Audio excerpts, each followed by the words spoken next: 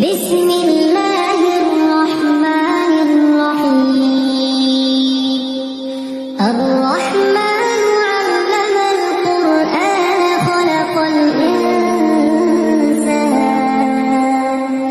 خلق الإنسان علمه البيان الشمس والقمر بحسبان والنجم والشجر يسجدان والسماء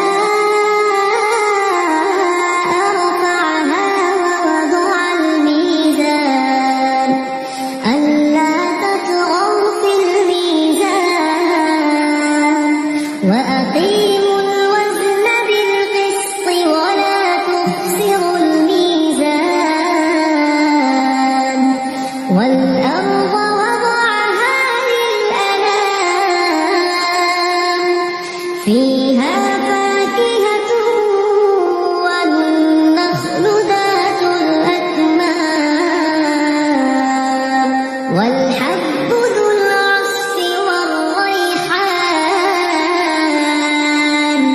فبأي